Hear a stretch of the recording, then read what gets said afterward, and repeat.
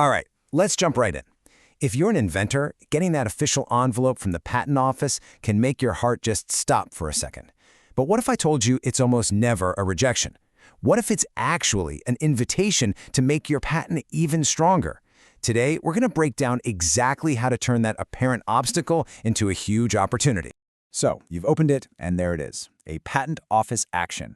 You're looking at this thing, it's full of dense, formal language, and it's so easy to feel like your dream just hit a massive wall. Before you do anything else, just take a deep breath. Trust me, that feeling is completely normal, and you are not alone. Pretty much every inventor has been right where you are now. But here's the most important thing I can tell you. The first rule is do not panic. An office action isn't a no, it's more of a not yet or a tell me more. Seriously, think of it as the patent examiner opening up a dialogue with you. It's your chance to really clarify what makes your invention special, and in the end, build a patent that's way more solid. It's a genuine opportunity. So how do we get you through this? Well, we've got a clear roadmap. We'll start with what an office action even is. Then we'll get into decoding what the examiner is actually telling you. After that, we'll build a winning response strategy, talk about how to amend your claims, cover the nuts and bolts of drafting and submitting, and finally, we'll look at the critical mistakes to avoid. So, let's get started. Okay, first things first.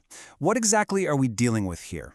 An office action is, quite simply, the official way the patent examiner reviewing your application communicates with you. It's their job to ask questions and point out any potential issues they see.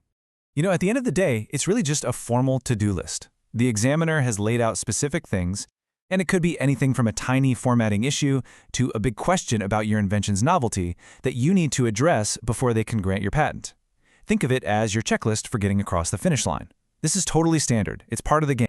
Now, this is super important to understand. There are two main flavors.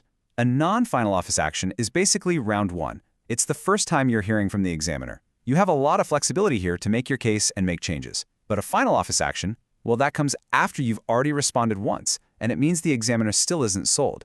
With a final one, yeah, the pressure's on a little more, and your next moves have to be that much smarter. All right, you've got this document in hand. Now what?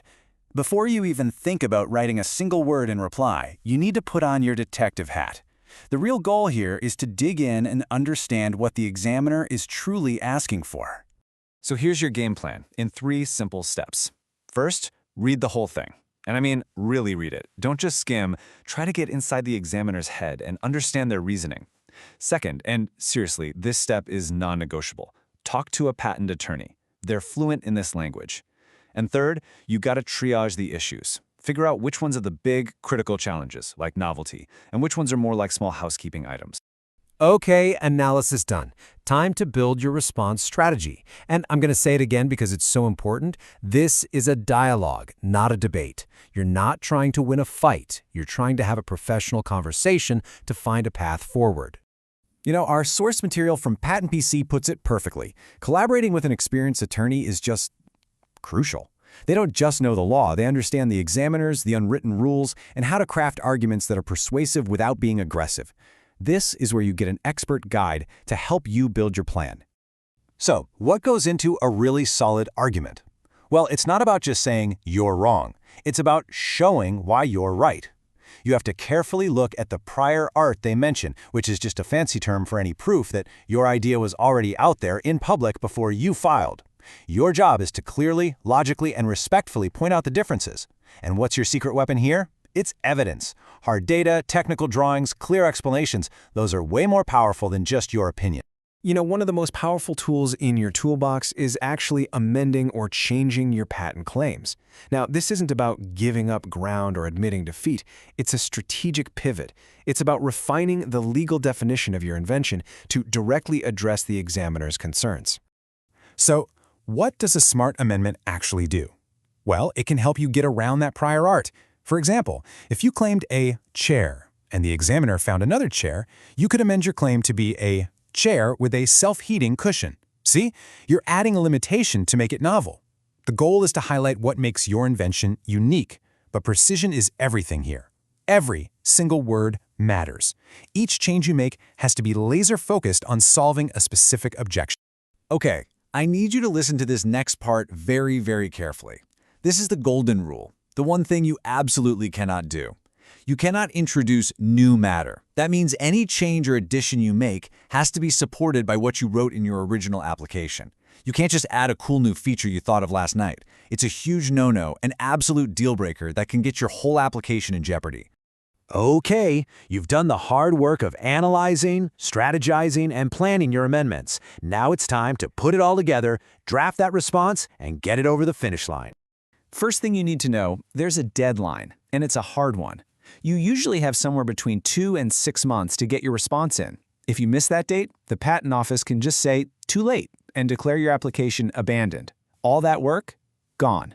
So circle that date on your calendar. Highlight it, whatever you need to do. The key here is just to be super methodical about it. Your written response needs to go point by point through every single objection the examiner made. Have your attorney give it one last thorough review. Use the official online filing system, and I'm going to say it again, do not wait until the last minute. File it early just in case there are any technical hiccups. We are in the home stretch now, but before we finish, let's quickly cover some of the big pitfalls, the things you absolutely want to avoid doing. Knowing these is just as important as knowing what to do right. Let's look at the top 3 mistakes people make. Number 1, incomplete responses. You have to address every single point, even the ones you think are silly. Ignoring one just guarantees you'll get another office action. Number 2, using boilerplate language. A copy and paste job just isn't going to fly. It shows the examiner you aren't taking them seriously. And finally, number 3, a disrespectful or argumentative tone. Remember, it's a conversation. Be professional, be courteous, be collaborative. It'll get you so much further. So I want to leave you with one final thought, one question to keep in your mind through this whole thing. When you're putting your response together, ask yourself, am I preparing for an argument or am I getting ready for a conversation? If you choose conversation, if you approach this as a professional dialogue aimed at finding a solution, that is the key to turning an intimidating office action from a scary obstacle into your patent's greatest victory.